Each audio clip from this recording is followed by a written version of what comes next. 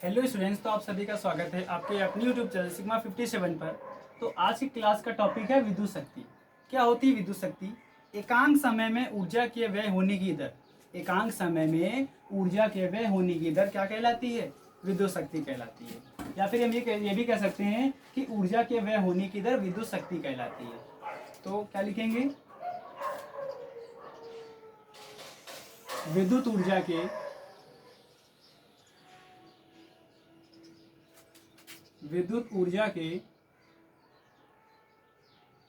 ऊर्जा के व्यय का मतलब होता है खर्च होना। विद्युत ऊर्जा के व्यय होने की दर, विद्युत ऊर्जा के व्यय होने की दर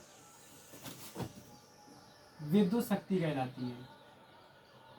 क्या कहलाती है? विद्युत शक्ति कहलाती है। विद्युत शक्ति कहलाती है। इसे कैपिटल पी से प्रदर्शित करते हैं।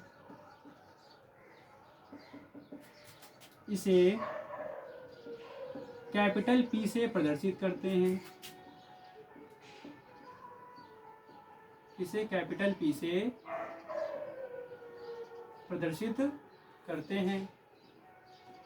इसे कैपिटल पी से प्रदर्शित करते हैं।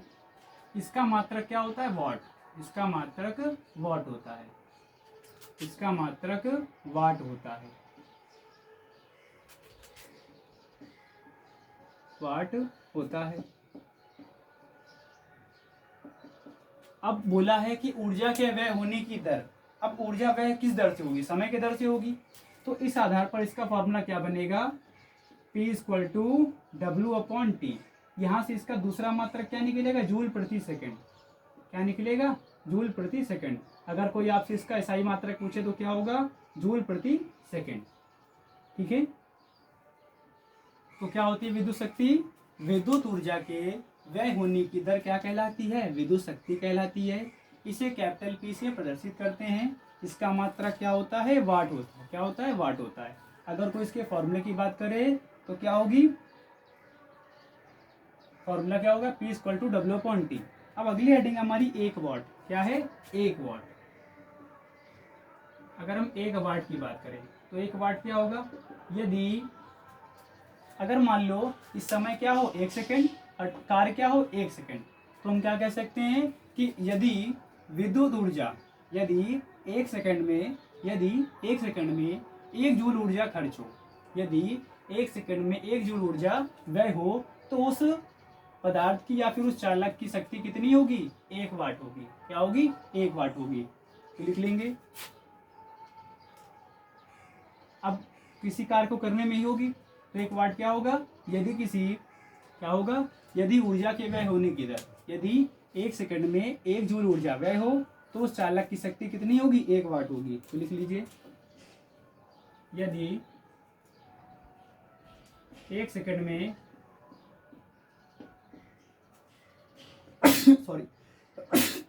यदि 1 सेकंड में 1 जूल ऊर्जा व्यय हो,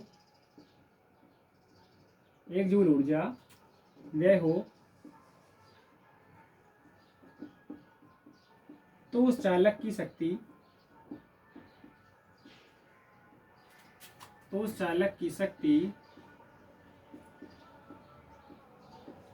1 वाट होगी। क्या होगी? 1 वाट होगी। तो उस चालक की शक्ति 1 वाट होगी। कितनी होगी? 1 वाट होगी।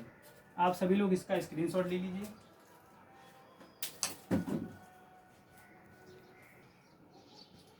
अब देखिए, हमारे इस चैप्टर में कुछ न्यूमेरिकल करने के लिए कुछ इंपॉर्टेंट फार्मूलाज हैं जो आप सभी लोग समझ लीजिए। तो देखिए, सबसे पहला फार्मूला लिखा है यहाँ पर Q = Ne। क्या लिखा है? Q = Ne। तो यहाँ Q क्या है? Q क्या है? चालक पर आवेश की मात्रा है। Q क्या है? चालक पर आवेश की मात्रा। N क्या है? चालक पर इलेक्ट्रॉनों की संख्या, मतलब उस चालक पर कितने इलेक्ट्रॉन हैं। E क्या है? 1 इलेक्ट्रॉन पर आवेश, या फिर हम ये भी कह सकते हैं कि E की वैल्यू क्या होती है? ±1.6 × 10⁻⁻19 कूलाम।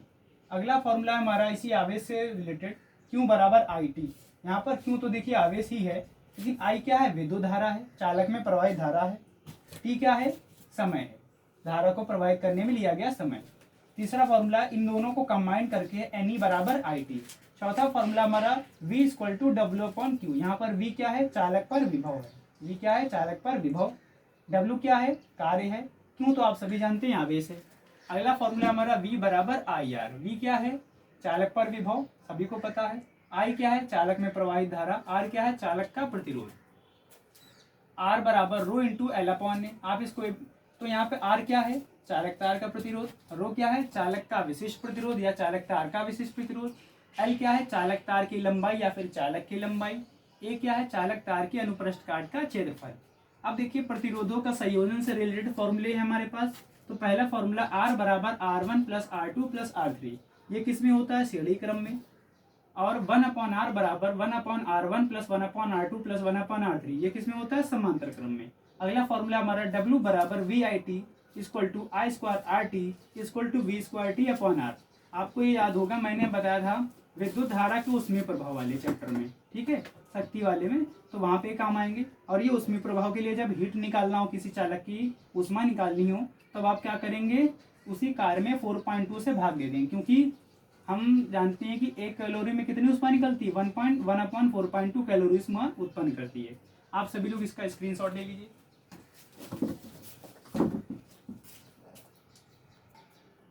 अब देखिए जो बाकी बचे हुए जो हमारे पास फॉर्मूले थे वो यहाँ पर लिखे हुए हैं। देखिए पहला, अब हमारा जो ये 10वां फॉर्मूला है, P equal to W upon T.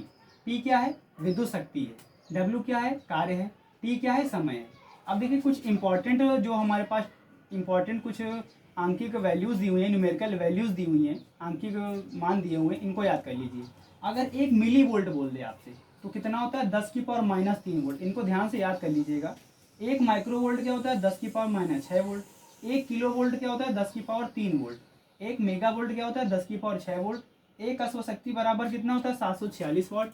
1 वाट घंटा क्या होता है, 3600 जूल। कितना होता है, 3600 जूल। अब देखिए 1 वाट घंटा 3600 जूल तो होता ही होता है। साथ ही साथ अगर हम इसको नॉर्मली चेंज करने तो क्या होगा, 3.6 इंटू 10 की पावर माइनस 6 जूल। अब घरों में विद्युत ऊर्जा की माप, जैसे हम कभी आता है हमारे यहाँ बिजली का बिल काटने वाले आते हैं, वो लोग इसी फॉर्मूले के हिसाब से हमें यूनिट काट के देते हैं। तो वी आई टी अपॉन 1000 क्या होता है, इसका formula V I T upon 1000। मतलब वी क्या है, विभव है। आई क्या है, धारा है। टी क्या है, समय है। अपॉन 100 से भाग दिया जाता है, ठीक है। तो आप सभी लोग इसका स्क्रीनशॉट ले लीजिए और कल की वीडियो में आप सभी को इस चैप्टर के न्यूमेरिकल्स पढ़ने को मिलेंगे।